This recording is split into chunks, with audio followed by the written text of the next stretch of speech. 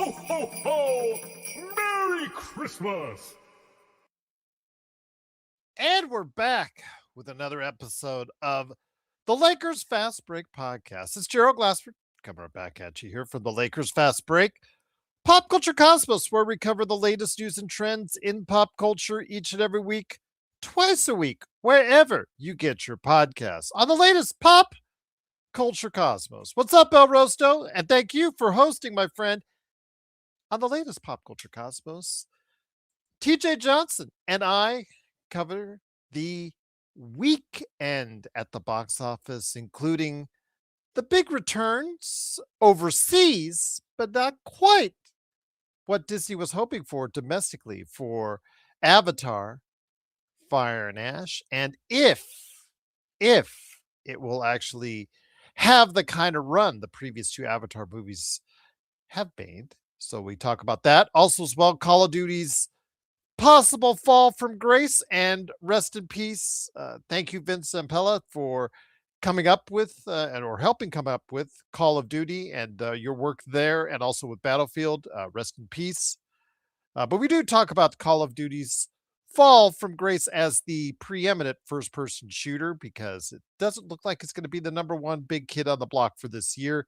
We talk about that, plus also our Christmas movies. TJ and I share our thoughts on our favorite Christmas movies.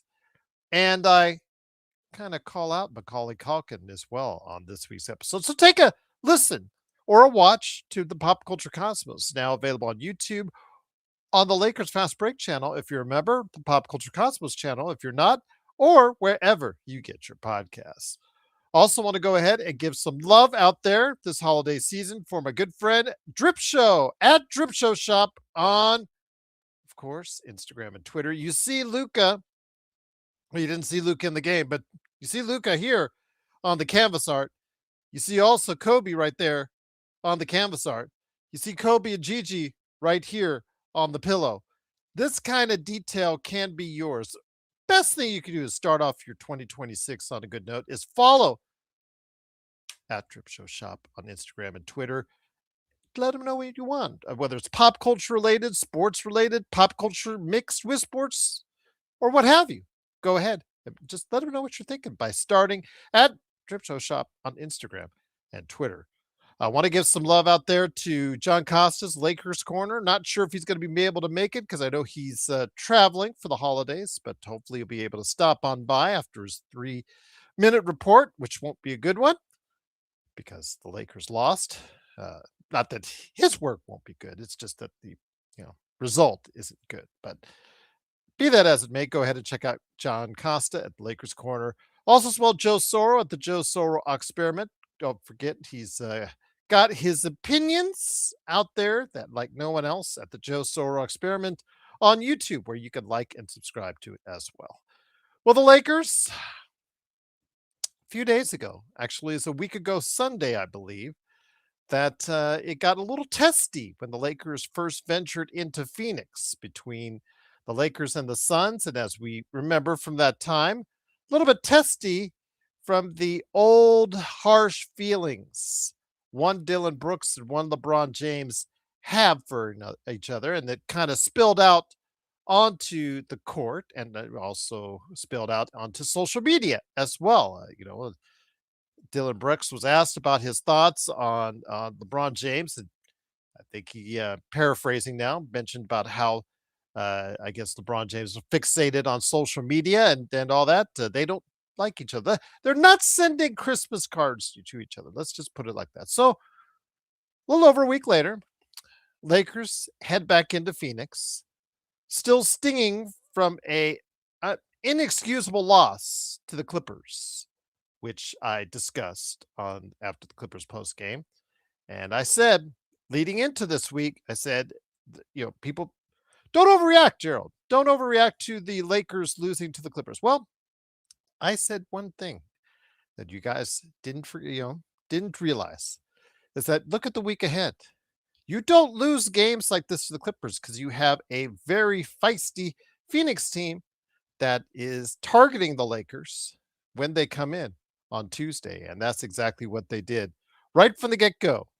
Even with a returning to the lineup, although he came off the bench, Austin Reaves, a returning DeAndre Ayton. Unfortunately, no Luka, and no Rui either. But yes, it wasn't a good effort from the Lakers right for the get go. LeBron James didn't matter. Didn't matter at all how much Dylan Brooks was lighting up the scoreboard, Colin Gillespie lighting up the scoreboard, Devin Booker lighting up the scoreboard, because it just seemed like it was raining threes on the Lakers. 41% overall for the Phoenix Suns, absolutely roasting the Lakers from the get go. They took the lead at the end of the first quarter and never looked back as they cruised to a victory, 132 to 108. The Lakers defense again finding no answers. JJ Redick back to the drawing board on the defense. It has continually gotten worse and worse and worse, and today was no exception. The Lakers just looked listless. The effort, the athleticism just was not there on the defensive end. Actually, Vanderbilt came out. I know he was the source of many jokes on our screen that we watched together, but it wasn't just Vanderbilt. It wasn't just Cleaver. It wasn't just Connect. It wasn't just Thiero, Hayes, or even Reeves, who seemed at times like a doorstop when he wasn't fouling, because he got 4 fouls in the first half. It was the overall effort from the entire team tonight. And despite LeBron James with 23 and 6 assists, DeAndre Ayton with 12 and 10, and Nick Smith and Marcus Smart and Jake LaRavia all in double figures, they wasn't even close. Wasn't even close. The Lakers fell behind by over 20 in the third quarter at one time, by 30. And it just never got close from there as the Lakers lose once again, 132 to 108. They're now really not too good right now. Let me go ahead and see what the updated standings are at. Hopefully, that's given me a list right here. 19 and 9 on the season. Really sad because you got to go ahead and see that Denver lost tonight by 1 to the Dallas Mavericks, and Oklahoma City got thumped by the Spurs, which would have been a great day for today for the Lakers to catch up a little bit in the standings, but that was not to be, as the Lakers really just an abysmal defensive performance. I know that Juan wanted me to single out Austin Reaves, but I can't just single out Austin Reaves. I got to single out all of them because they played a terrible defense, all of them. Austin Reaves looked like a turnstile today, absolutely, but so many of the Lakers did as well. Again, this was a terrible effort from the get-go, absolutely disappointing. And again, what people said not to overreact on the Clippers loss. This is exactly why I said what I said. I was right, and I'm going to call you guys out on it, as the Lakers, again, having a chance to move up in the standings, blow it, and they get run out of Phoenix, losing 132 to 108. What do you guys got to say about today's game, especially with the game coming up on Thursday on Christmas against the Houston Rockets, a team that has had its ups and downs so far on their road trip? They have played well in Denver, but then the next 2 games later, their next game, they lost in Sacramento. How are they doing tonight? They are down by 2 in the second quarter to the Clippers right now. Just absolutely a disappointing performance for the Lakers, especially on the defensive end. Just gave no effort and absolutely just terrible. But Tony, what's going on, my friend? Happy holidays and Merry Christmas to all of you. Nick T, what's going on? Lakers don't get at least 45 free throws in trouble. Got a great point, Nick, because they're not a great shooting team from the outside, statistically. They do have a good half-court offense as far as creating twos, and like you said, creating a lot to the free throw line. But when they don't get those calls, it makes it harder for them because, like you said, they have 2 or 3, if you want to say LeBron is still a free throw merchant, that live and feed off the free throw line. But yes, not a good performance tonight at all. Gustavo says Lakers cannot give 40 million per season to Reeves. He's good, but he's not what they need. Don't let him walk. I would try to get something out of him. Again, if you're going to trade him and you're going to commit to trading him, I mean, you're going to commit to doing something with him. You've got to go ahead and trade him before for the February deadline, because you cannot let him walk for nothing. I understand there's that temptation that you could just play it out You're going to sign him in the offseason and see how it goes. But again, you are resigning yourself to a very underwhelming defensive backcourt if you sign to both of them, because it's just not gelling right now defensively for this team.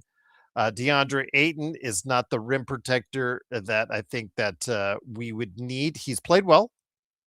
He's played about as good as we can expect for someone that we got relatively cheap, basketball wise speaking. But still, I think we need just more around the perimeter. We need more athleticism. We obviously see that the Lakers are still having a hard time generating points off the bench as well. So, yeah, there's just a lot of issues.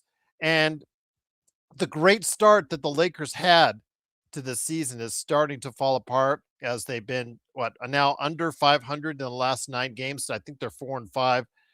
Yeah, it's not been very good to watch it all for us Lakers fans. But again, they're still on the top half of the Western Conference. Let's go ahead and put that into perspective. But yeah, definitely not where I'd like to see them, or like I was hoping to see them 1 week ago prior. But again, that loss to the Clippers, which I stressed was important, is becoming more and more important, especially if if the Houston Rockets come into Los Angeles on Christmas Day and feast on the Lakers. Because remember, they're playing in LA right now, so they're not actually going anywhere. They're not traveling to the crypto.com arena. They're just staying in LA. So it's going to be an easy ride over. So yeah, it's going to be very interesting to see what plays out at 5 p.m. on ESPN and ABC against the Houston Rockets for the Lakers. But again, the defense has to be addressed some way, some fashion, because JJ is starting to lose his grip on this Lakers defense, and that is really, really disappointing indeed. But what you guys have to say, truly appreciate doing. I heard a super chat earlier. Want to go see if I can scroll up and get it. There you go. Thank you, Juan. Truly appreciate doing. Merry Christmas to you, my friend. I know that you're been very stressed in the comments recently, and I call it like I see it. Gerald, can we stop it with Reaves already? This guy was getting abused. Even Sun's comment. Yes, I know you mentioned that. Even Sun, and thank you for the super chat. We can't, unfortunately, as the number 3 guy in our rotation behind Luka, LeBron, or if you want to put him at number 2, what have you, a guy playing at an all-star level statistically. Unfortunately, we can't stop it with this guy already. And the Lakers, if they make a move, they hopefully will make one in the not too distant future, because if this defense does not look like it's going to get a whole lot better unless the effort gets better. You saw tonight a lot of issues and a lot of problems. But Juan, I truly appreciate the super chat. I know your frustrations when it comes to Austin Reaves and his defense. Today was not just Austin Reaves, but the entire team as a whole. And again, as I said, guys, I didn't overreact with that Clippers loss, because I said to look ahead to a very motivated Suns team after what happened about 9 days ago. That stuck with the Suns, and obviously their effort you saw tonight. And here today to go ahead and discuss today's game. Good man indeed. He was part of our Discord chat. It's, of course, the guy behind the Joe Soro experiment. Joe Soro is here. Joe, I want to wish you, first off, and your family the merriest and happiest of Christmases and holidays. Hopefully everything is all well, and hopefully everything will be all well for you in 2026. The Lakers defense, they need a present. They need a present of something better than what they have today. Yeah, I don't think this team is. I don't think it's equipped to play complete basketball for an entire important season. I don't even know how to even phrase it. Tonight's game kind of checked out really after the first quarter. I wasn't very entertained. It was an abysmal product. I thought the Lakers were at least trying to win when they played the Clippers, even though they were horrid. This one, they quit after the first quarter. from what I saw. And I've been reading such trash about the NBA here the last few days with all these huge breaks. And it doesn't matter what these guys do, they're going to continue to have 3-4 day breaks, 2 day breaks, and still look like complete just slobs, sit out games, and play the strategy, quote unquote, the strategy game. So I don't know what else is left. I really don't. It just the effort tonight was really just not there on the defensive end, and of course, if they're not hitting on all cylinders on the offensive end, Joe, in the starting lineup, it just seems like the Lakers don't have any resources to go to, especially with the injuries out like today. Who is injured today? Well, Luka's injured today. Rui's injured today. These contusions, these strains, these bruises, these bumps, these are all regular parts of the NBA season that for years you and I just took for granted because they just suited up and played. And in today's mentality, it's more like, okay, we got to hold Luka out so we can hold any possibility of having him on the Christmas Day game. Rui, like was said in the chat earlier, they don't know how he got his injury. People are still wondering how he got his injury, and he's out a week and whatnot. It's just very concerning to see that this team, had they stayed together on the court, could have put some wins together that actually would have them like tonight. OKC lost by 20 to San Antonio. San Antonio looks like they have their number, giving some hope to the rest of the league. Denver lost against Dallas. The Lakers don't lose against Clippers. They're right in the thick of things in the Western Conference. But now, again, 2 losses in a row, 2 really not excusable losses in a row. And it's, you see where we're at in the Western Conference. That's all it takes. And that might be playing a part in all this. I don't think any team seems to be afraid of anybody, even OKC at this point. And then maybe at any point. I think my confusion right now with my, I guess, basic economics numbers in my head is how is the NBA functioning right now? I'm trying to figure out. The product is absolutely dreadful. LeBron is on his last leg here, pardon the pun. So his face is going to be gone. Like LeBron is still the face of the NBA because of just seniority.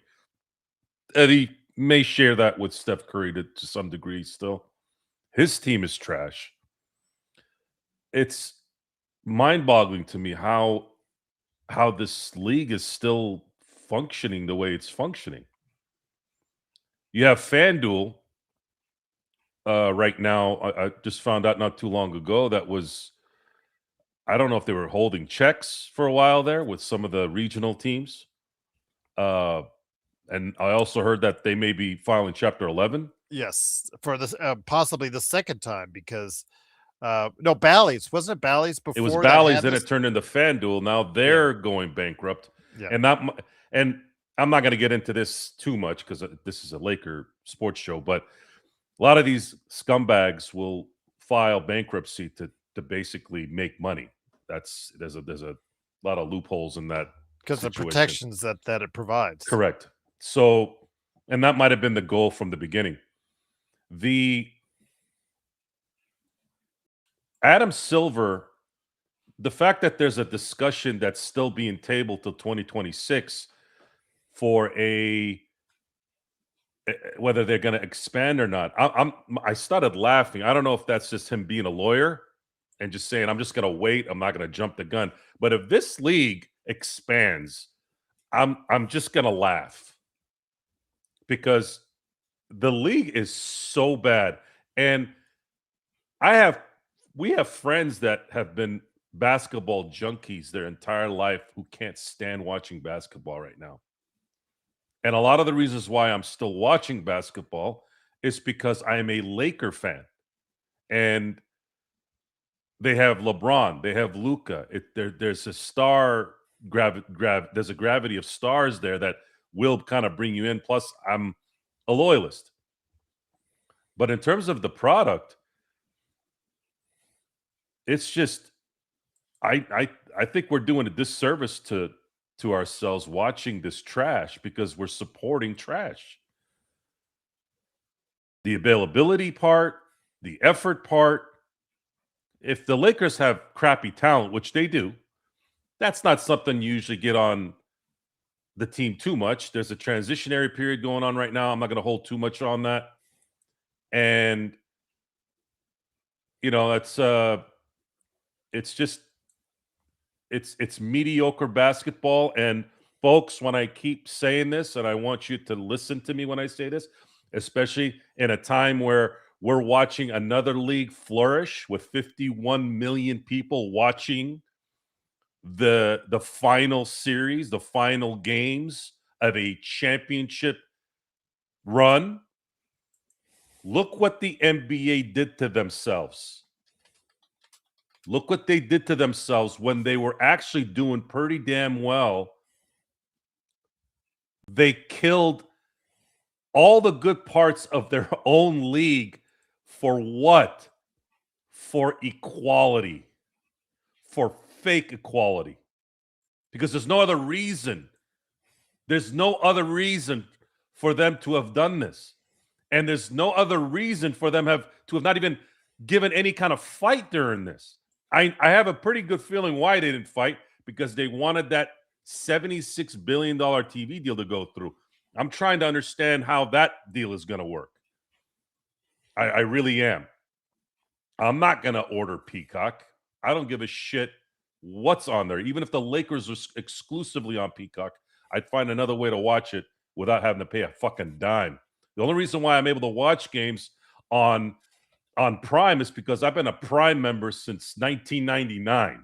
It's no sweat off my back. I've been that guy. Like, I would have had it whether I'm watching sports or not, whether I'm watching a series or not, whatever, right? Like, it doesn't matter. And I don't pay for Netflix. I don't pay for Hulu. I don't pay for any of that trash. All that stuff comes with things that I have, or I'll just bogart it from my family. I do pay for DirecTV because they have quality on there and it's always available. And I don't have to worry about that shit closing down and this happens over here sometimes, where the internet will shut out for 7-8 hours because Frontier or Spectrum will need to go wipe their ass with something and they got to shut it down. So the product, I think, is really what hit me tonight. It wasn't really so much the Lakers. The Lakers, to give you guys a silver lining here, the Lakers just got a new leader that came in a few months ago. And I already know how that man operates. And the Lakers are going to get that operation. My issue right now, my worry is what, with these horrid rules and how to build a team in a draft that never has any next level players in it, other than for maybe one or two, if you're lucky in a draft. How are you supposed to create quality? How are you supposed to create anything of substance? How are you supposed to create dynasties? The NBA was built. The NBA at its peak was because of dominant players on dominant franchises that dominated year in, year out. The Celtics and the Lakers won 8 of 10 championships in the 80s. In the 90s, the Houston Rockets and Chicago Bulls won 8 of 10 championships in that decade. And in those 2 decades, the number 1A, and you could put either one in there, Magic, Bird, were the ones that ran those franchises. In the 90s, the 1 and number 2 guys that decade were Michael Jordan and Hakeem Olajuwon. So where did this narrative come from? And then if you add the 2000s, who were the guys in that decade? The Spurs and the Lakers. And who were the 3 guys? Shaq, Kobe, and Duncan. That's it. And then LeBron and Steph in 2010s. And now we're we don't know what the hell's going to happen this decade, but I have a pretty good idea what's going to happen. So what is it? Why did you sabotage what you were great at? What people were anticipating? I couldn't wait for July 1. I couldn't wait for February 1, February 8th, February 7th, whenever the deadline would be. Why would you get rid of those things? Why would you make those instances in your business? Why would you eliminate the excitement? For what? So that some small market owner can be happy?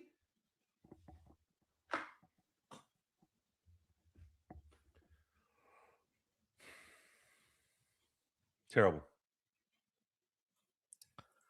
Once again, it is the Lakers losing 132-108. They fall to 19-9. They're still in fourth place in the Western Conference, 6 games behind Oklahoma City. El Rosto, thank you so much again for the super chat. Truly appreciate it. Merry Christmas to you, my friend. Hello. He low-key hopes that was going to go scorched earth with the bench before the trade deadline. Scorched earth, Rob. Scorched earth. I will say again, there's plenty of decisions that could be made if you wanted to. Jonestown, I'm sorry, I got to interrupt. That is one insult that I will not tolerate, even if it's a joke. You got one more chance. You ever mention anything with me and me being anything related in a good way to the Astros, your motherfucking ass is gone. Fuck the Astros and fuck those assholes in 2017. Sorry, Gerald. Go ahead. No worries. That's your only shot.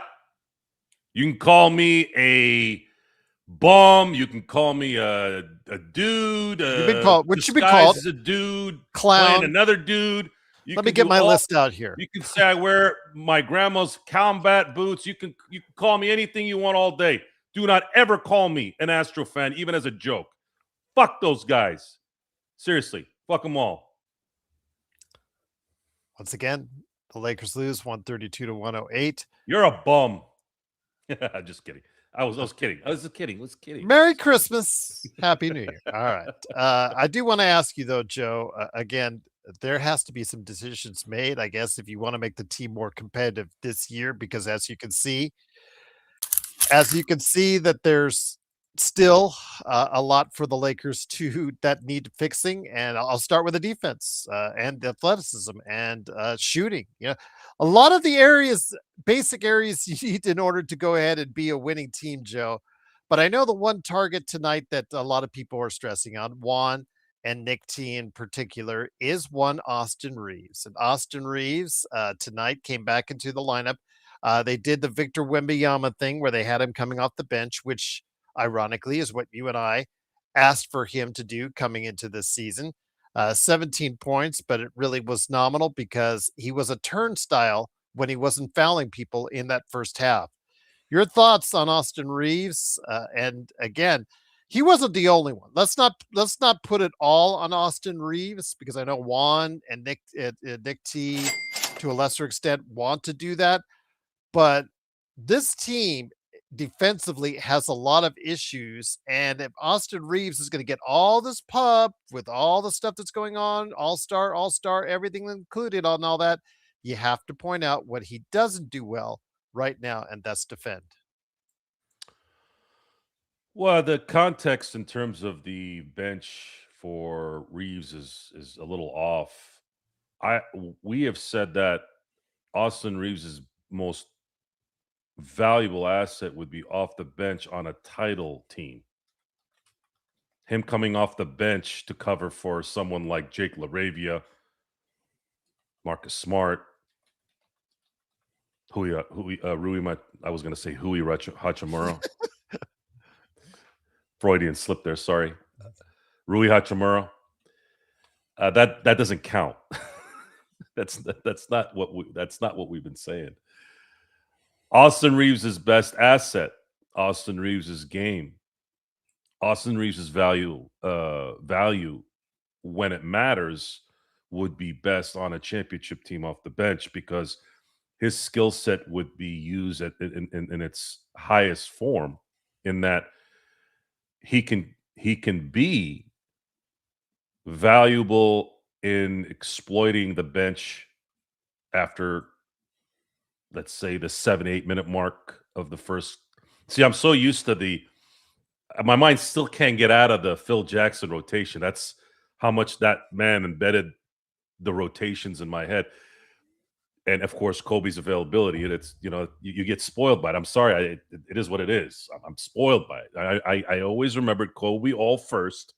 Kobe rests the first 6 minutes of the second.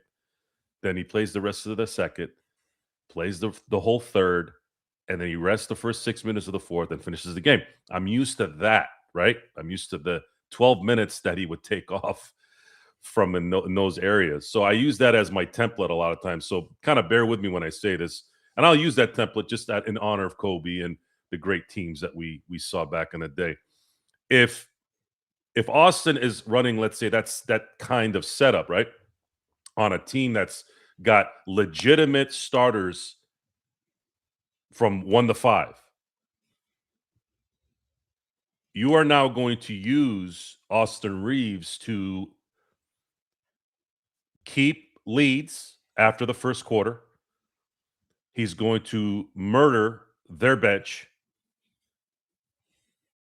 And when you need him for other things, sure. But that's where his energy would be. That's where you know how when we talk about this guy knows his role? Now imagine this. It's a greater version of what it is, because I believe this next guy I'm going to talk about is a Hall of Famer, by the way. Manu Ginobili, who is a starter in the NBA, in any team, in any league, in any era, understood. I'm assuming this is how it went. I'm assuming that Greg Popovich said to him, Manu, I want to do something here that is really going to help us. I'm talking, it's going to help us to the point where teams won't know what the hell to do. What are you going to do when you're already whooping everybody's ass in the first quarter, and then you send Manu while your big guys are resting because they just got their ass whooped? You see where I'm getting at with this, guys? Now, we got a little bit of a low-key version of that. I shouldn't say low-key, pretty high-key with Lamar Odom, right? Lamar Odom came off the bench. There was a lot of, is Lamar going to want to come off the bench? What happened to the Lakers when Lamar decided to come off the bench? Yeah. Back-to-back championships. Yep. And then a year after that, he won Sixth Man of the Year. Yes. So, pardon us for not knowing history, seeing history, and seeing the results, seeing the game that makes sense for that. Are y'all connecting here? I know Gerald is, because Gerald, we were there watching the games. So I'm going to stick with the program. Austin Reaves is best suited to come off the bench on a championship team. Championship contending team. And I will stand on that as long as I can breathe. If he's a starter, there is still value, but his best value is off the bench. I don't care if he scores 40 points a game between now and the end of the year, because it doesn't matter, especially in a league of soft, pussy-ass bums that can barely go a day and a half without getting injured and sitting on the bench. Once again, it is the Lakers losing 132-108. El Rosto says, "Shut up, Joe. Buy a coffee." Thank you again for the super chat. I don't drink coffee. But happy holidays to everyone out there, including you, Jonestown. For whatever nonsensical things that you're saying, we always get one of these just idiots, and it's just like, okay, we one up you every time you come on into the chat. It's fruitless, it's pointless, and it makes no sense. You're saying I look like Austin Reaves. I'll take his paycheck, thank you. That's what I'll take from Austin Reaves. Who looks like Austin Reaves? He said I did, so Okay, I didn't know that Austin Reaves looked like a Why? Because you're 56-year-old both man. white. Evidently, I must have been drawn Look, on man, something. I've been around white people my whole life. Not all white people look the same. Trust me. And on that note, also here today, good man. You want to get racial? Not really. It is my good friend. I wasn't indeed. talking to you. I know, but he's kind of quiet right now. Jonestown is. It is, of course, my good friend Legend from I Got Next Sports Media. Please like and subscribe. Legend, great to have you here today. Disappointing loss, but I said on Saturday when we both talked about how important it was to win those games, no matter who you put out there against 6-win teams. And people were saying we're overreacting, because I said, look ahead to that next week. You have, starting on Tuesday, you have a very motivated Phoenix Suns team that wants a measure of revenge for what happened 9 days ago. They remembered that, and they played like that tonight. And then you have a Thursday night tilt against a Houston team that is sliding on its own after its own Sacramento loss. And whatever's going on tonight right now, we don't know for sure because they're playing the Clippers right now.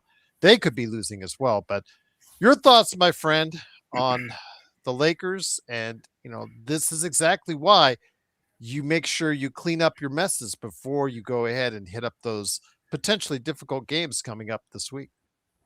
Yeah, that's when them games like the Clippers game kind of come back to hunt you a little bit. And now you done lost 2 in a row, and when the things kind of stacked up like it is right now, it penalized you.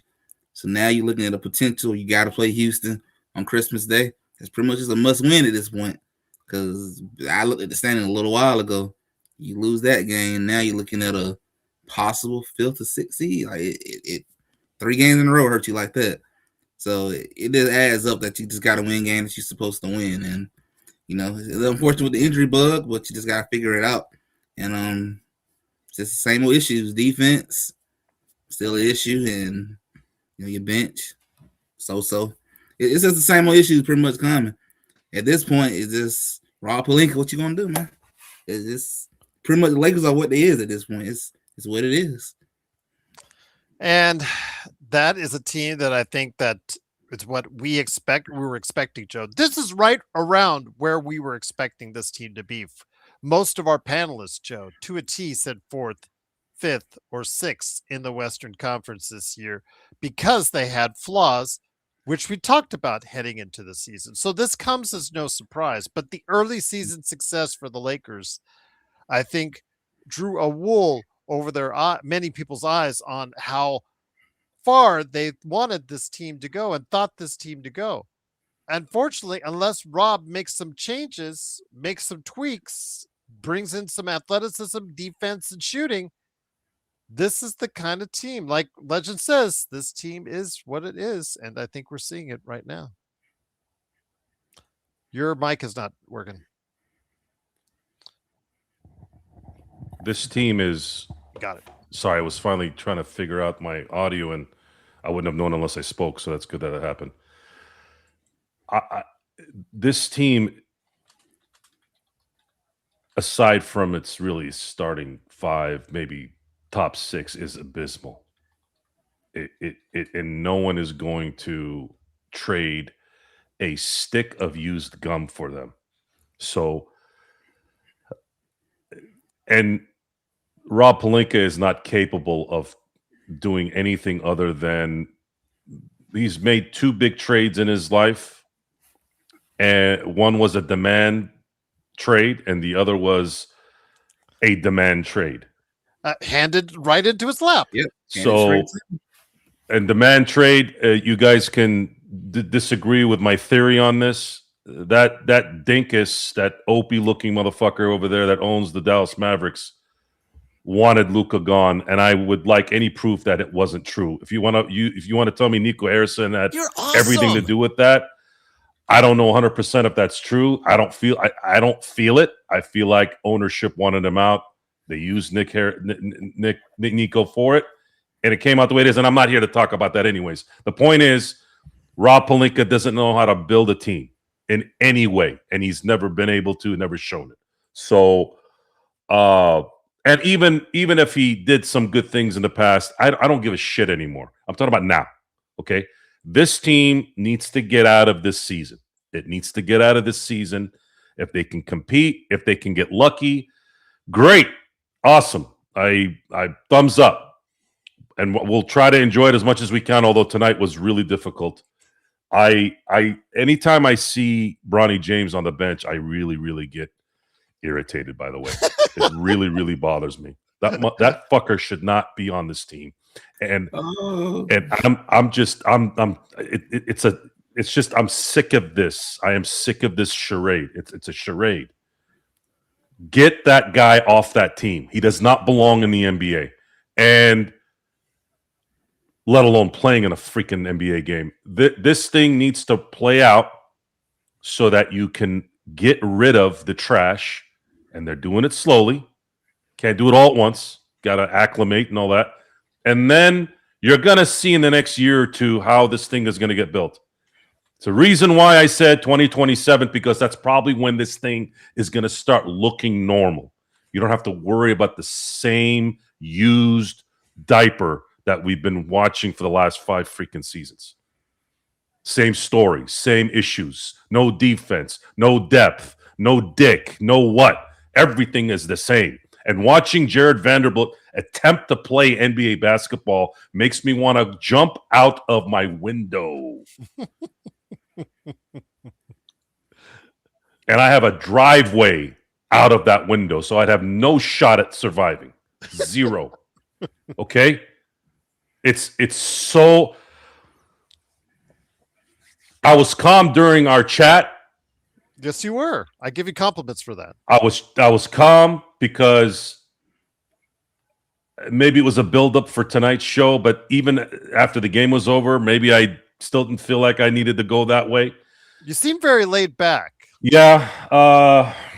Not now. Seeing him get snatched twice like an old lady in an 80s movie before Charles, and this time we don't have a Charles Bronson to come out of nowhere with a 44 Magnum to shoot the guy, right? Like it's so aggravating to watch inept talent. It's exhausting. And I have this argument because I'm watching every game. We've watched every game. I'm having this argument about, oh, Luka's not the best player in the NBA, this and this and that. I go, do you watch the fucking games, asshole? Do you see what Luka does with double teams and triple teams? This man is getting pressed every possession because they know he cannot. They know that no one else is going to do shit. And he's still able to drop 35, 9, and 9. What is going to happen when this guy gets single covered? And this shit happened in Dallas too, by the way, guys, with Kyrie. So what is it? What is it? And I can see it in JJ's body language, and I'm starting to put 2 and 2 together here. Everyone was kind of snickering and wondering why did they extend JJ Redick? And I was asking that question too, because coming into the season, I told you, Gerald, I told everybody, I said, I didn't like what I heard in June because it involved you know who, and he was going to get time. I was like, what? And of course, we're dealing with the whole LeBron thing. So what is it? Why did they extend JJ Redick? Well, I think we've seen in the last month or so some shit build up. You could see it in his body language. You could see it in his face. He's sick and tired of that shit. He's the one getting caught yelling, shoot the fucking ball. You're wide open. Dive to the basket, dumb numbnuts. Pass to the open guy going to the basket.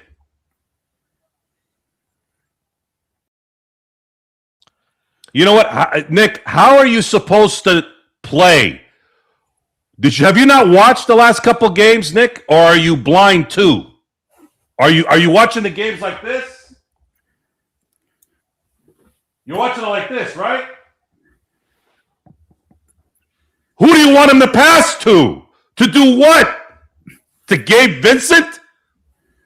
My only memory of Gabe Vincent this year is missing wide. I'm talking about there isn't a single guy near him. Wide open threes. That's my memory of Gabe Vincent. Oh, and the other memory is him sitting with sweaters on the bench, smiling. That's the memory. You want him to pass to him. Oh, you want him to pass to Jake LaRavia, right? Oh, you want him to pass to Austin Reaves, who isn't really a spot-up three-point shooter. He's a ball-handling type guy that goes to the basket, creates, physical stuff. Are you going to send that to LeBron? Is LeBron a stand-up shooter? Is Connect going to make the shot? How about Marcus Smart? Maybe Marcus Smart sometimes. Who is he going to pass to? DeAndre Ayton? Hero ball for what? There's a reason why it's called hero ball, because he's the only hero, and LeBron didn't play the first freaking month. So what is it? What do you want him to give? Who do you want him to give the ball to? Tell me. You want him to give it to Ayton for a mid-range game. Why? So that he can score 2 points, and then the other team can shoot wide open threes, make it. Then you go back, give DeAndre Ayton the same thing, and based off his averages, he's going to hit 50% from the field. That means he's going to miss the second shot. Then the team comes back, shoots another three, makes it. Now you've been down 6-2. 6-2 in 4 possessions. Or again, are you watching the game like this? Or maybe you're watching basketball in 2003. It's 2025. There is no, let's get the big guy, the ball in the post and in the paint. Did you not see the Atlanta game the other night? That wasn't even an OT game. 152 points to win the game.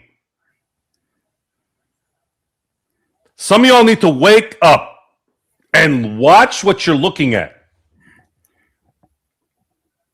You're so into wanting to be right. You're wrong. That's a horrible way to think. You're so dead set to wanting to be right so that you can feel good about yourself, but you're wrong. You know why you're wrong? Because it's on tape. Go watch. And if you can't interpret it, come to my house. I'll replay the motherfucker for you, and I'll point it out to you. I'm not saying this because I want to feel good. It's what's going on. You don't believe me? 132 to 108. 132 to 108. You know what the other score was the other night? 103 to 88. 88 in 2025. 88. These guys can't shoot. And you want to give DeAndre Ayton the ball from 12 feet every time. Wake the fuck up. This isn't 1984 with Jamal Wilkes shooting the 12-foot layup. Those days are gone. Larry Bird averaged 2 3-point shots a game, and he was considered the deadliest three-point shooter in the 80s. The shit has changed. Once again, it is the Lakers losing 132 to 108. Jose, again, you can say all you want about Luka's defense and whatnot. Reaves, can you bring something more original a little bit? I don't know how many times we have to do this show. Oh, it's his defense. What was it tonight? Luka was dead somewhere tonight. So how are you going to blame it on him tonight? It's the same stupid response. It's Luka's defense. What are they going to do about it? Where was Luka? Wasn't playing tonight. What was the excuse tonight? And Austin single-handedly gave up 130 points. You want Luka? But there are other players on this team that need to play defense as well, and they all sucked, Joe. When you guys so desperately want Reaves to be Alvin Robinson, don't you? Seriously, that's who you guys want him to be. And I used that name on purpose. I knew I know, and I knew Legend would know who I'm talking about, and that, of course, Gerald's going to know who that is. But I want you all to go find out who that is, because some of you don't. Some of you don't even know what the fuck you're watching on TV now. Reaves and Luka will never sniff an all-defensive team. Get over it. You know how you get around it? You supply the talent around them to do it. Okay? Tom Brady ran a 8.640. You know how you protect that man? The best line, the best coach, and the smartest receivers in the game. Motherfucker won 7 Super Bowls with 2 different teams. Okay? Stop living in fantasy land. Tom Brady was never going to be athletic, was never going to be a running quarterback. Motherfucker handled business. You got to do the same thing for Luka. Okay? You don't want to do it? You don't want to accept it? Go watch lacrosse. It was a really good fight the other night with the goalies. That was some good-ass shit, by the way. I don't know if you guys saw it. No, the fight I saw was Jake Paul getting his jaw rearranged in 2 places. Yeah, he got knocked out. Yeah, exactly. And showing us the x-rays of all of his breaks. But I do want to say this before I get it back to Legend, because I've got a good Golden State question for him about last night. He got spicy. Yeah, very spicy indeed. Again, Joe, how long has Austin Reaves been on this team for, Joe? 5 years.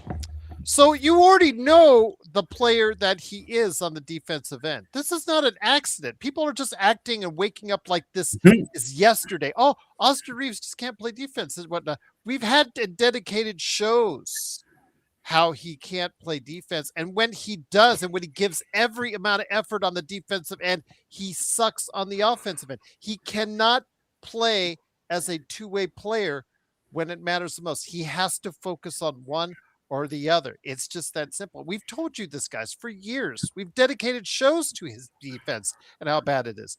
So it should come to no surprise to Rob Pelinka when he's building a team that's supposed to be competing in the Western Conference to get more high-level defenders that can be at least competent on the offensive end. Jared Vanderbilt is not it. You don't give that guy going into getting a double foot surgery a 3-year extended contract. You don't do that. Or was it a 4-year extended contract? My bad. It's still 3 years left. It's 4 because the numbnuts gave him a player option. Yeah, so there you go. So there you go. And you have to have a GM that understands where your assets are, how good, what are they good at, what are they not good at, and build a team around it. What is your star capable of? So you guys always address, you always focus in on Luka and Austin, and you seemingly give everyone else on the team a pass. And that's the problem. There are 13 more spots on this roster that you could have filled with better players, but for reasons which we've already gone into for years now, he has not done so. So defense matters to some. Yeah, defense matters to some. Focus your attention on Rob Pelinka. That's who you should be mad at the most, because he did not build a sufficient defensive team around Luka and Austin. And it's just that simple. Legend, let me get you back here. Last night, saw something very became discussion during a timeout, second quarter, I believe it was, where there was because he left just before halftime and didn't come back. And that was Draymond Green in the Golden State Warriors game. And this was a game that they won.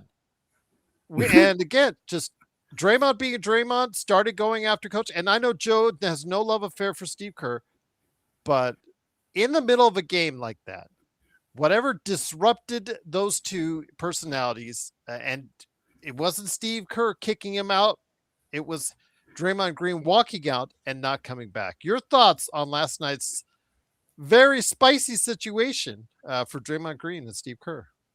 I would definitely say a little heated moment between coach and player. The part I will give Draymond credit on is you could have sat there and lost it and done some of the dumb stuff you done in the past. But I give him credit for at least saying, you know what, I'm just going to walk off, cool off, and call it a day. I know he came back later on, I think a little bit before the fourth quarter. But I give him credit for that part. Is that a good look? No, it's not a good look. But also this kind of shows you just how the season haven't been great for the Warriors. It just shows you that they're going through some stuff right now. And it's pretty obvious at this point that some changes need to be made going to this, with the trade deadline being right here around the corner. Pretty much here. They need to make some moves. And last night pretty much showed that there are some issues with that team. There's no doubt about it. Is the Warriors a good team? Hell no. I say that in a heartbeat. I'm a Warriors fan. This is not a good team. They got a lot of problems that need to be fixed. And they're going to all start. Moving Kuminga is the first step to fixing things with that team. But it happens. Happens all the time. But I will give him credit for at least doing the right thing to walk off and cool off and then come back later on. I give you that much credit. But I would have really been disappointed in Steve Kerr if you'd have still put him back in the game after all that. You can't put him back in the game. You got to miss the rest of the game. So I give Steve Kerr credit for doing the right thing as a coach. But it did let you know. He didn't send him. It was just Draymond Green leaving, and he decided he didn't want to come back. It's just that simple. Just Draymond being Draymond. And I don't know. That's, again, another disruption. And again, it's old. If you're right now, you're 15-15. You've had so many years you've dealt with this. It just, after a while, Legend, how, like with us with LeBron and all of his social media antics and all that, it just gets old. It just gets tiresome. Exactly. How much more patience do Golden State fans have? Me personally, I look at it as when Clay left, that was right on the wall to me. And I feel like the right on the wall for Draymond is pretty much coming here too. It's coming. I wouldn't who wants that? They can't trade him. But I'm about to say I don't know who would want him at this point, especially at this age, because this is probably his worst season, I think, too. If I remember right from the stats, it's like one of his worst seasons so far. You can tell he's digressing. You can tell it. So it's like you probably need to consider moving him, but who would take him? Because I can't blame nobody not wanting to take him. But it's the end is near. To me, that's just kind of that signs are pointing. The end is near. It's all right there. They need to really put a team together to where it ain't all on Steph, and it feel like it is still right now. That's not fair to Steph. He's 37. You shouldn't have to do that. Vice versa with LeBron. You shouldn't have to do that. Absolutely, you're right. But again, this team, Joe, in Golden State, it's right now. It's all about Stephen Curry, and because the young players that they drafted just did not develop consistently, and the older players that they got. I mean, Butler, you never expect consistency from him in the regular season because he's always been committed to the playoffs. And in the case of Draymond Green, you don't know what you're getting from 1 minute to the next. So here's the story of the Golden State Warriors. They have smart people up in their area. The only bad move I think they made recently was re-signing Draymond Green. He was toast even during the 2022 championship run. However, maybe they valued, hey, man, we would love for him to retire as a Warrior, blah, blah, blah. Okay, fine, I get it. However, the Warriors went in a little bit last year by acquiring Jimmy Butler. They said, okay, we're going to go in. We'll give him some money. We'll do whatever. But you know what? In a couple of years, the shit don't work out. We'll be okay. For those of you who don't know, I'm sure Legend knows, after 2027, they are clean. Yep. They have nothing. They can start over. I'm talking. They're almost taking out almost $200 million in contracts. $200 million. They're not going to be like, I don't know, one contract or two, right? So they are prepared for what's coming. And how fast does 18 months go, guys? We're 18 months from that.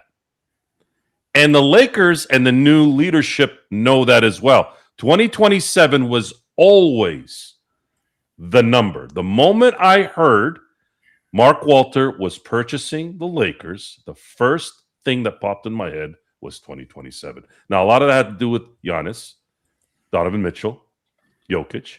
But we don't know if those guys are not going to sign extensions. We don't know any of that. But at the moment now, this moment, And you can't be one of those people, oh, well, they're probably just going to sign. No, you can't assume anything until it happens. Why? I'll give you another example since we're talking about the Warriors. If the Warriors thought, oh, Kevin Durant ain't leaving OKC. He's got a championship team. They almost took everybody out and blah, blah, blah, blah, blah, blah, blah, blah. And weren't prepared for 2016 for his eventual arrival. Look what that did. And a lot of the people who talk and yap and blah, blah, blah, and I've been through this here, right, with the Dodgers. And so many people dogged on Max Muncy, and they dogged on the Rojas's and the Kike. Well, maybe not Kike. Kike always kind of had a clean slate no matter what he was doing. But there was so much just negativity and stupid comments from idiot morons. And I'm talking about our own fans, useless brains, Laker fans, Dodger fans, guys that have their head up their ass. The haters come in and they start imagining shit in their heads about what we're saying. Like the fact that somebody said, and I'm sure there's somebody out there that keeps saying it, but I know we didn't say it. So I don't know why the fuck they're talking about it in here. I never said Austin Reaves was a superstar, okay? There are a handful of legitimate superstars in the NBA. My criteria for superstar is much different than what some dink on ESPN, Fox, or any of those fucking loser-ass analysts who got their job sucking somebody's dick. I don't know what. They don't know shit about basketball, and half of them played in the NBA. Telling me, oh, man, this guy's great. I remember after Gilbert Arenas scored 60 at Staples, they were talking about, is this guy the greatest offensive player that's ever played in the NBA? They were talking about that shit with James Harden for 3 years. Is this the greatest? Some numbnuts. Oh, I'm sorry, that's Daryl Morey.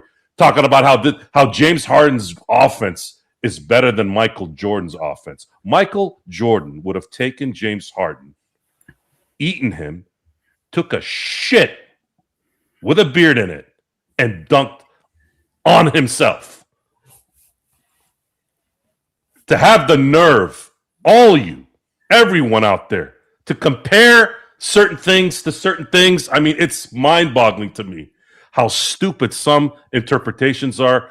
Comprehension, some of y'all need to seriously, get one of those machines for the ears, when you get out of the shower. I don't think the Q-tips are working if you do use those.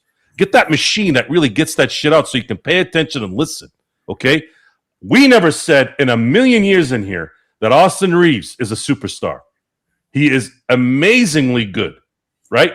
A lot of times, sure. I mean, it's found money because he's undrafted. Dropped 50 points. How many guys in the NBA have you known that have dropped 50 points? Undrafted player, Joe. Undrafted. On top of that, this guy has exceeded his worth by a mile, by far.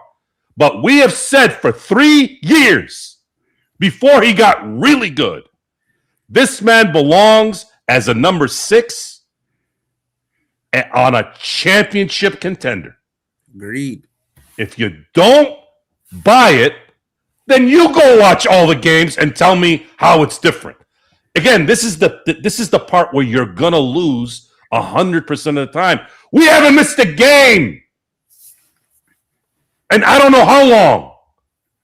I missed only one recently in the last 4 years because of a protest, just for fun. That's it. We've watched every game. What are you going to tell me? What are you going to tell us? It's going to change, though. There's a positive in this. I know I'm kind of going up and down here, but guys, don't worry. We're not going to have to worry about Rob Palinka, whatever the fuck he is. We don't have to worry about Genie anymore. We don't have to worry about the bus bullshit. It's all going to go away soon, guys. Mark Walton, the Guggenheims are going to take over. They're going to put the best motherfuckers in here, and they're going to handle business. It's just going to take time, and it's going to take a little bit longer than it would in baseball because of the numbnuts who decided to go with this particular CBA. It's just what it is. Money's got to come off the books, though, which is good because the Lakers are going to have, at least it's recent, right? They're not stuck for the next 4 years like some of these teams where they're paying a bunch of numbnuts fucking 4 or 5 year contracts at $40 million, right? Guys like in Sacramento, guys in New Orleans, right? Unless they somehow, I don't know, figure out a way to find someone to take the hippo out of there, right? So we are talking about there's a light at the end of the tunnel. It's coming. And in the meantime, we'll try to enjoy the games best we can, but the Lakers are making it very difficult here recently because they don't give a shit. And they can't play through any adversity or any pain. And that's the part that's frustrating because everyone else in the league is the same way. And Adam Silver has unfortunately let the toothpaste out of this tube, and he's never going to be able to get it back in. Once again, it is the Lakers losing 132-108. The Lakers are 19-9, fourth place in the Western Conference. Legend, just to want to give everybody an update. The Clippers are about 12 ahead with 10 minutes left in the game over Houston. So there is the possibility Houston loses that one. And both Houston and LA will be heading to a Christmas Day game. Losers of two in a row. Very concerning there. But I do want to go ahead and say tonight's game, I said, and you said, Phoenix would be very, very motivated by what happened 9 days ago. It wasn't that long ago. These were very pointed comments that were made by Dylan Brooks here. And again, his act gets tiresome. Take a look what happened in Memphis. But for now, it's great because it's keeping this Phoenix team partially. He's one of the best reasons why Phoenix team is actually above 500 at the moment. And today he played like it. Today he played like a guy who had something to prove against LeBron and the Lakers for a little bit of revenge coming back for what happened 9 days ago. Yeah, you got to give Phoenix credit. They came in and did exactly what we said was going to happen. They're going to come here, they're going to show up, and they're going to want revenge. And they did exactly that. From tip-off, they play ball. And, Lakers just weren't able to show up. The injuries affected them. And, defensive woes, we know that already. It's the same old issues with the Lakers. But you just got to give a lot of tremendous credit to Phoenix. They came in, they handled business. And now you're in a situation where I think we played them like 4 times. So you still got one more game against them going back to LA. So at least they're going to be in y'all house. But it's almost like it's a must-win in that game, too, now. Otherwise, they're going to have a tiebreaker over you. So it's a lot of pressure, just like Houston on the verge of losing tonight. The next game between Houston and Lakers, this is a big game for both sides. Both sides need this win at this point. So it's going to be interesting seeing how they plays out. But, just got to, for the Lakers, just going to have to step up and try to dig yourself out of a hole. But you got to figure out about the health thing, too, though, because I don't know how long Luka's going to be out. You can't take a chance with stuff coming to your legs or anything like that. JJ said there is still a possibility. Imagine that, because it's Christmas, that he could be there for Christmas. Imagine that he might be healthy enough for Christmas from that bruise he suffered there, Legend. NBA can't made a call then. Yep. You think the league might not be looking into that, Joe, as far as the contusion for Luka Doncic on that? You're on. Oh, I got you. That's on Luka too. That's on Luka. I'm sorry, but Luka has power over the. You think Mike D'Antoni was going to tell Kobe Bryant, "Hey, you need to sit down"? Mm-hmm. He would have looked at him like, "What? Do you know who I am?" Yeah, so here's the beauty of this question. So again, this is my own fan base brotherhood, right? Oh, we need to rest Freddie Freeman, and we need to rest. Everybody fucking rest. Go tell Freddie Freeman he should sit down and rest. Freddie Freeman is one of the nicest men you'll ever meet. But that motherfucker, man, I've seen him sometimes when he gets pissed. You're like, oh, shit. Go tell Freddie Freeman to sit. See what he tells you. Go tell Shohei Ohtani to sit. We'll see what he tells you.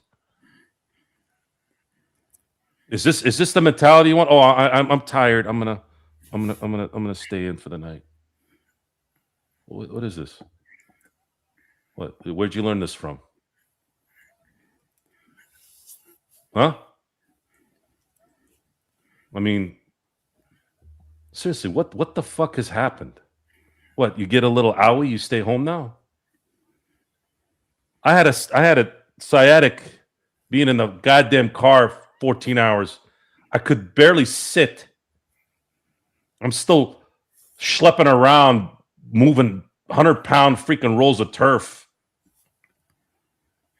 I'm not getting paid $18 million. And is that the reason why? Oh, I don't want to lose, my investment. Is that what it comes down to? What about when Michael Jordan was playing 82 games a year, having all those hard practices, making $30 million a year? How come he wasn't thinking that? How about Kobe Bryant? Played 2 years with his knee in his tibia, right?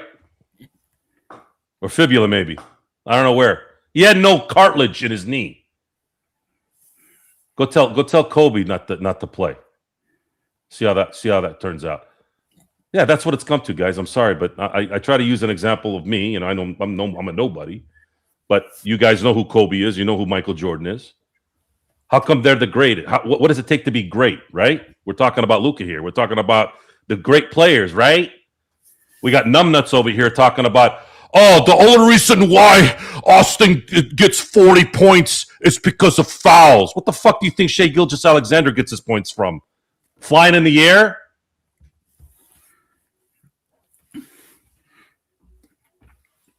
That's part of the game. You do know that, right? Creating fouls. It's an art. How the fuck do you think James Harden won scoring titles? Taking a shit in the middle of the fucking court? Part of the game is to create movement, collisions, so that you can get to the line. Learn something. You're going to say some shit. This isn't the other Laker channels where some dork geek is going to just ban you because they're not liking what you're saying. We're going to call your dumbass out. And then if you really get hurt and start yapping, then we're going to invite you on the show so we can clown you, so we can look at your face. But no one ever does that. They usually go flying like a bird. Okay, so Shai plays defense. Did Larry Bird play defense? Did Magic play defense, Gerald? Not great, but how many defensive teams did Magic Johnson and Larry Bird go to in between 1980 and 1989? How many all defensive teams? How many all defensive teams were they on between 1980 and 1989? I'd have to check Bird, but I know it's called that. Zero. Yeah. Like some of your guys' IQ. Zero. How many championships did Larry and Magic win between 1980 you may be wrong on the Bird thing, though. I'm sorry. Bird was maybe on one. Sorry. He was on one. He was third Defensive Player of the Year in 82-83. He was 12th Defensive Player of the Year in 83-84. No. I'm talking about the all-defensive team.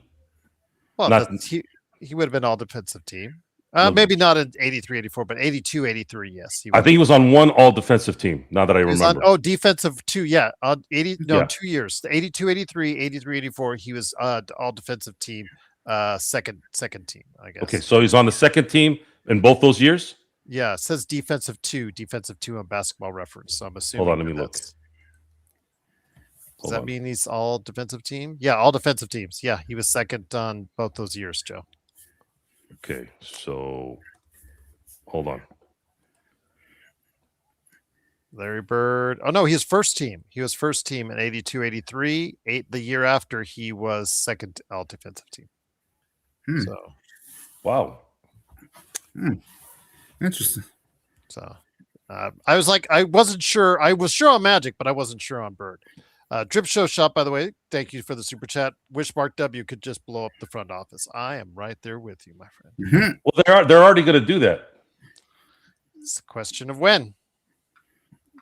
That's the next question. So, it is of course the Lakers 132. Wow, I am that is a stat I will never forget.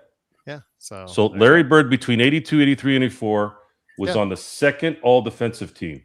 He was the first all defense, because if you look down below on Basketball Reference, he was first all defensive team in 82-83, 83-84, he was second team.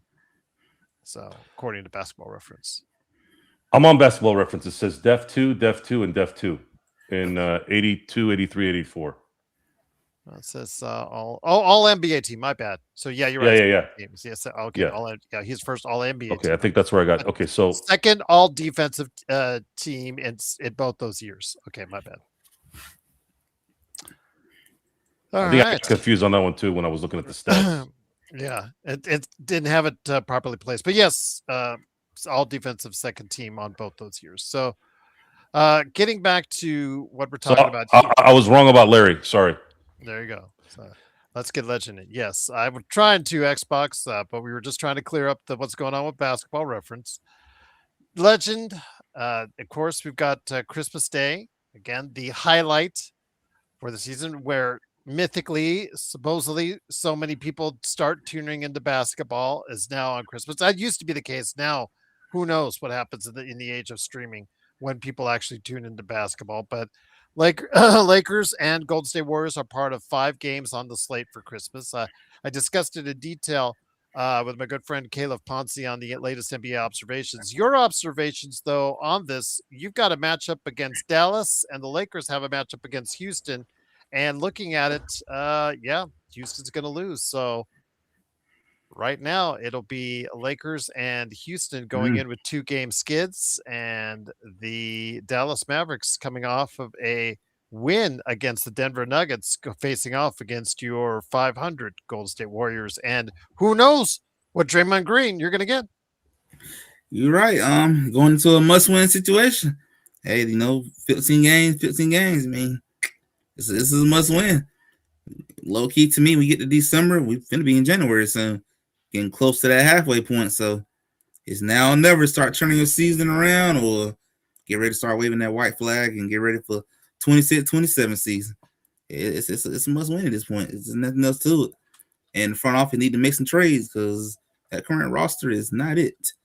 I would not spend no money to watch that in person if you paid me right now. If you offered me $1 million ticket, I still wouldn't go. I didn't even tell you, the worst defense of all is been played by your other team, Atlanta.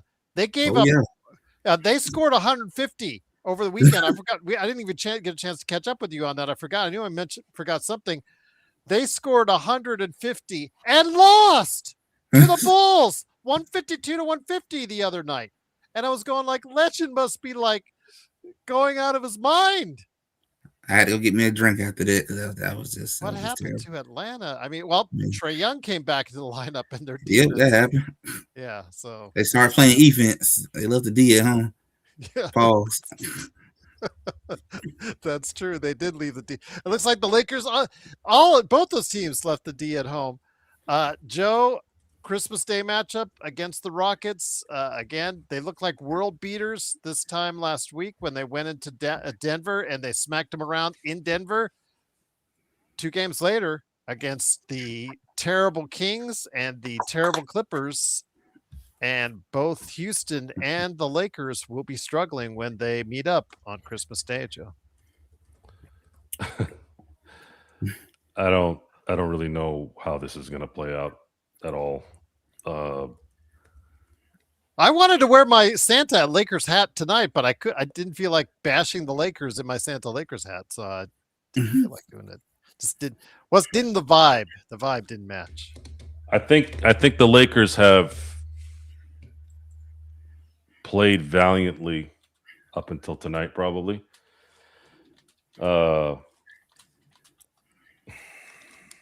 It's just it's not a Laker problem either, too. It's just a mentality problem in our current society. I mean, I know a lot of people enjoyed it, but and I wasn't trying to watch the fight the other night, but the boys put it on there, and of course I like hanging out with my boys. The fact that a jizz stain like Jake Paul is in a ring with a superior athlete, and that superior athlete allowing himself to lower himself and his amazing career to this, knocking out some internet scumbag piece of shit. our quality has really disintegrated, guys, and it continues to disintegrate. We are following, and it was amazing too, because they're going to all these celebrities. Oh, look who's here! Oh, look who's here! And they're putting the camera on someone like, what's that guy's name? Dave Portnoy. Every time I hear Portnoy, I think of Tropic Thunder, the character that Jack Black plays. Every time I hear the name Portnoy, like that's a celebrity. They used to pan to the crowd, and you'd see Muhammad Ali, Sugar Ray Leonard, you'd see Jack Nicholson, you'd see Denzel Washington, you'd see Arnold Schwarzenegger, you'd see Stallone. You saw movie stars, real icons of celebrity. Julia Roberts when she was hot. This is what it's turned out to. I mean, I guess it makes sense going to a Jake Paul fight. This is you guys have lowered yourselves into watching this trash. I'm not talking about you guys. I'm talking about No, I was just watching society. the Twitter feed when I got to see his X-rays of his 2 broken jaws. No, Anthony Joshua's 6'4". That was you could tell what was going to happen by the weigh-in. This was Jake Paul, and this was Anthony Joshua right there coming out of the screen. Josh, there was like a 7-inch, 6 or 7. It's an embarrassment.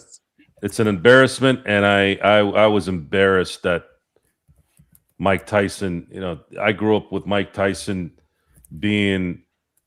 I can't even explain it. We talk about Bo Jackson. We talk about Michael Jordan. We talk about guys that were just out of this world, athletic, out of this world. Just we don't even know what kind of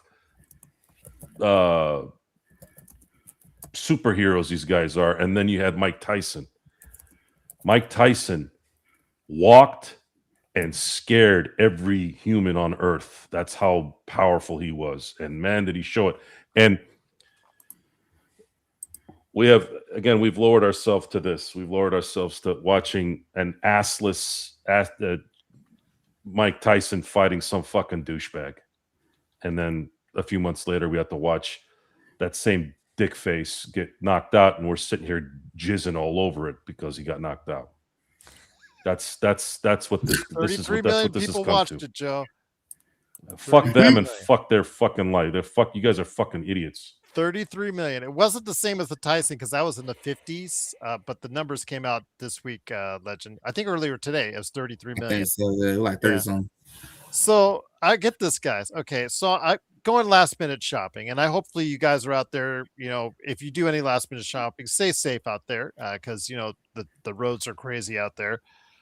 I go into the store, I walk in, and of course, these department stores, they have their last minute stocking stuffers, stuff that says stocking stuffers right there, big section as you walk in the store. What's the first thing you think you would see, Legend, as a stocking stuffer under $10 per se? Under $10. They got some salt shirts. Might be on sale in the last minute. Incorrect. Shower poofs is what I saw. The first thing I do, I walk in and somebody wants me to put a shower poof in someone's stocking to give to them for a Christmas present. So somebody on Christmas Day, they'll pull it out. A shower poof. Just what I needed. Just what I wanted. Just what I was asking for. Gee, thanks. All right. And then here in Las Vegas, I go to the checkout counter, ready to check out. And I look to the side of me and see all these games that are set up for outside for, as far as if you have snow. So you throw snowballs. I'm in Las Vegas. Don't you mean a loofah? What the hell's a shower poof? I didn't get a shower poof. I'm just saying that they were there as you walked in the door. You're talking about a loofah, though, right? No, I'm talking about those shower poofs. Those little things, use the shower. Yeah, I thought that was a loofah. They call whatever you call. They said shower poofs. So yeah. And then I go to the counter and I see snowball games in Las Vegas. snowball games. Yeah, like that's gonna sell. Hopefully your gift giving will be a lot better, Legend. But before we head on out, if you were going to give your teams something as a gift, I'm going to ask just to Joe as well. If you had any chance to give them a gift right now to your Atlanta Hawks or your Golden State Warriors, and Joe, I'll ask you to do the same for the Lakers, what would that be? For my Warriors, I would get them a free trade Kaminga and get him the hell up out of here anywhere. Don't matter. Just give him somewhere.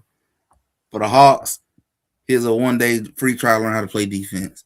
Here's a video, watch it, how you play defense. You actually move your feet.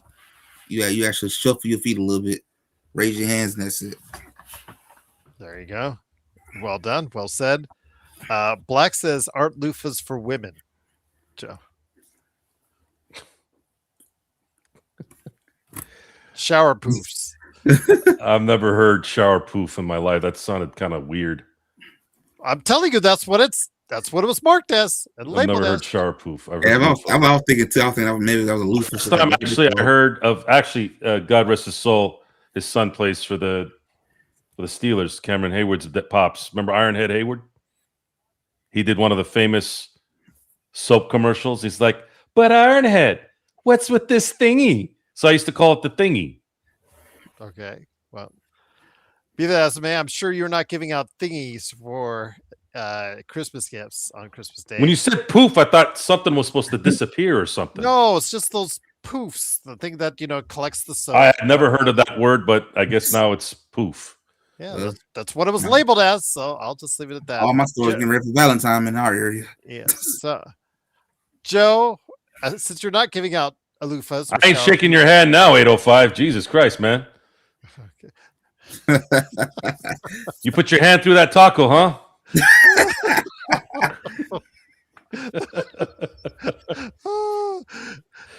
Since you're not giving out, what was it in planes, trains, and automobiles? 2 pillows. Oh my gosh, going off the rails again. What would you give the Lakers as a Christmas present if you had one thing you could give to them for this Christmas? Pink slip. To the entire team? To the entire organization? Selected individuals? Because, Luka gave out bikes to the entire organization. I guess it's more of a metaphor of just kind of, I'm ready to fire this whole setup that's here and then regroup afterwards. Okay. We'll have LeBron James bad packed already. Wish we could. It's coming, guys. Though it's coming. It will be coming soon. Don't worry. This thing will get fixed. The nonsense will be gone within the next year or two. So I'm not too worried. I really am not. Elros says fire a bunch of Lakers and import a bunch of Euro no names. Thameless says as in any Jones or Trevor Ariza type player for the Lakers. Again, they need a lot. We said this going into the season. We said they would, in many cases, a 4th, 5th, or 6th place team in the Western Conference, and that's right where they are. As the Lakers once again lose 132-108. But we'll be back on Christmas Day. Hopefully you will join us. Hopefully these guys will join us. Hopefully you will spend part of your Christmas Day with us. But Legend, any last thoughts from I Got Next Sports Media? My UNLV Rebels, they lost just now, 17-10 over Ohio. First time in quite a bit that they didn't score 20 points, and they only have themselves to blame. Your thoughts, my friend, on the college football scene and whatever it is else you're covering right there at I Got Next Sports Media. I will probably do a video discussing how the playoffs is definitely about to change after this season. Sorry, G5, it's probably it's a wrap. It's just a wrap. Yeah. I think you need to extend it even more to consider to bring in those Texases, those Notre Dames that will at least not get beat by 30 or 40 in those high profile matchups. If you still want to keep the James Madisons of the world or whatnot, these other lightweights in there, that come in with lofty records, fine, but you gotta have to go ahead and bring in Notre Dame and Texas, because that's some ratings that you're, even in a first round matchup, that you're losing out on. Joe, any last thoughts, my friend, before we head on out? Enjoy your Christmas, because I don't know if the Lakers are going to enjoy theirs. Houston is athletic. They usually shoot well from three, and they offensive rebound well, which are three things the Lakers suck at and are horrible at guarding. 805. Hit me up, man. LakersFastBreak@yahoo.com. Let me know if you're in town, man. I'd love to meet everyone. I got to meet Aussie and his family. That was a great experience. And I've met a couple of you guys, at Summer League. I would love to get the opportunity to meet you and say hi, even if it's just to shake your hand and thank you for watching and dealing with us all year long. So 805 702 Gerald, man. Well, that's the area code, but no, that's not 7 numbers. But just hit me up, Lakers Fast Break. I said 702. 702 Gerald. Yeah, 702 is the area code, but the actual 702. Do I have to put comma Gerald?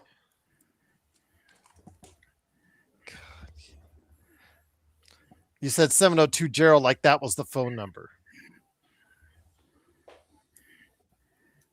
The number would be short if it was just that. That's what I meant. Never. Again, it's the Lakers and the Houston Rockets coming back at you for Christmas Day. Looking forward to it. Hopefully you guys are as well. Please join us for the post game. We'll have it right after with the Lakers game and Houston. And again, I'm going to hit up Legend on an NBA observations. Hopefully get Alfred Esmond on here too. If you can, go ahead and check out my recent one with Caleb Ponce.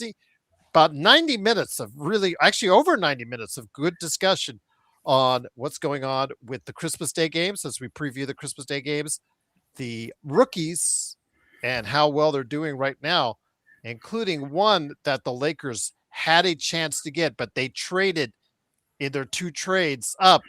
They passed right over a double-double center, which I will explain if you watch NBA observations. And then, of course, we also talk about other great NBA subjects as well. So for Joe Soro, from the Experiment, right there for you, like and subscribe. From Legend, from I Got Next Sports Media, like and subscribe. It's Gerald Glassford. Thanks so much again for joining us. We'll be back smiling, happy. Hopefully with the win, I'll be able to wear this, because I really don't want to chew the Lakers out while wearing this. I wore a Santa hat one time and I was chewing out my salesman because, they sucked back a long time ago. And somebody came up to me and said, you know what, next time you chew us out, even though we did deserve it, don't do it in the hat. And I was like, yeah, I stick this up there. No, they were right. They're right. Yeah. Doing in the hat is kind of defeats the purpose. Do this. So, Lakers, let me wear the hat this Christmas. Win. Dang it. But we'll find out this Christmas. The part of the 5-game schedule coming up on ABC and ESPN all day long. But join us after the game. The Houston Rockets and Los Angeles Lakers post-game show like no one else right here. Christmas Day. And may you and yours have a Merry, Merry, Merry Christmas from all of us at the Lakers Fast Break Podcast.